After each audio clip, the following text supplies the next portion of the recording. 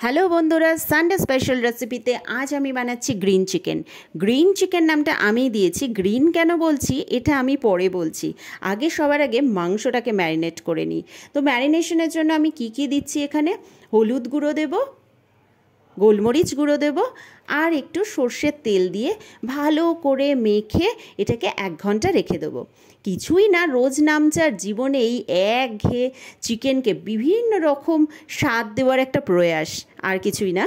তো এই এক্সপেরিমেন্ট চলতে থাকে, এটাও একটা সেই এক্সপেরিমেন্টেরই পার্ট।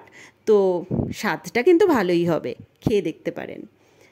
তো গ্রিন এই কারণেই বলেছিলাম, তার কারণ এতে দেখুন ধনেপাতা আর পুদিনা পাতা ভালো করে ধুয়ে রেখে দিয়েছি। তার সাথে 2টো কাঁচা লঙ্কা দিচ্ছি। কাঁচা লঙ্কাটা আপনারা ইচ্ছা মতো দেবেন, যে যেমন ঝাল খায়। আর 7 কোয়া রসুন দিচ্ছি, এটাও চাইলে বাড়াতে পারেন। এবার এটাকে আমরা ভালো করে বেটে নেব, ঠিক আছে? সেই বাটা দিয়েই রান্নাটা হবে। এই যে বেটে নিয়েছি। এর সাথে আরও কি লাগবে সেগুলো আগে দেখে নিই। 2টো টমেটো বেটে রেখেছি, পেঁয়াজ কুচি প্রয়োজন মতো, যতটা মাংস ততটা। এটা ভাজা মশলা সবাই বানাতে জানেন বাঙালিরা। তবুও যদি কারো রেসিপিটা লাগে আমি ডেসক্রিপশানে দিয়ে রাখবো, সেটা শুধু শুকনো কলায় একটু নেড়ে নিয়ে গুঁড়িয়ে নেওয়া, আর তো কিছুই না। তো ভাজা মশলাটা ওই ডেসক্রিপশান দেখে আপনারা বানিয়ে ফেলতে পারবেন। তার সাথে যেটা নেব সেটা হচ্ছে আদা রসুন বাটা পেস্ট। এই যে দেখে নিন, আদা রসুন বাটা বেটে রেখেছি।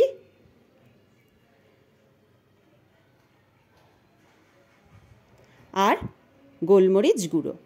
তো মোটামুটি এই দিয়ে আমি রান্নাটা শুরু করব।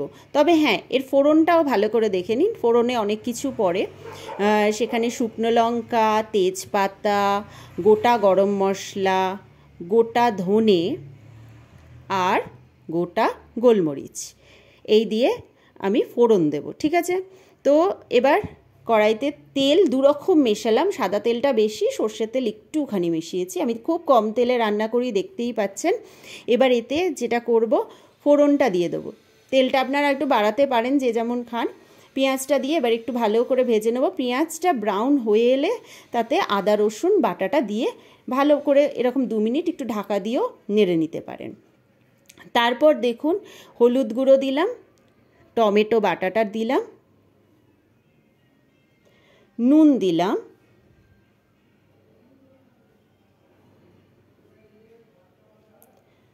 অল্প 2-4 দানা চিনি দিলাম। চিনি কি করে না, স্বাদটাকে খুব এনহ্যান্স করে। তো যারা পছন্দ করেন না দেবেন না, আমি একটু দিই, স্বাদটা একটু বাড়ে। একদম জাস্ট অল্প কটারে ফেলে দেবে। এবার ঢাকা দিয়ে একটু তেলটা বার করলাম। তারপর চিকেনগুলো অ্যাড করছি এবার এর মধ্যে। এবার কিন্তু এরম ঢেকে আপনাকে রান্না করতে হবে। মাঝে মাঝে কিছু জিনিস অ্যাড করব। এই 2 মিনিট বাদে খুলে আবার, যেমন আমি এবার এই বাটাটা দিয়ে দিলাম, দিয়ে আবার ঢাকা দিয়ে দেবো। এরকম করে 5 মিনিট রেখে, কারণ তেলটাকে তো বার করতে, বা দেখেইছেন কত কম তেল দিই আমি। এবার আবার খুলে 2 মিনিট বা 5 মিনিট বাদে এরকম ভাজা মশলাটা আর গোলমরিচটা দিয়ে দিলাম। আবার একটু নেড়ে ঢাকা দিয়ে দিলাম। তারপর দেখুন 10 মিনিট বাদে মতো খুললে এরকম তেলটা আসবে। তো এরকম 10 মিনিট খুলে যে যেরকম যতটা চিকেনটা সেদ্ধ করতে চান করবেন।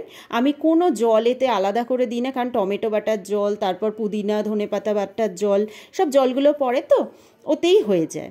আলাদা করে আর দিই না কিছু। এবার সার্ভ করে দিলাম, একটু ভাজা মশলা ছড়িয়ে, ওপরে কাঁচা লঙ্কা দিয়ে। দারুণ খেতে।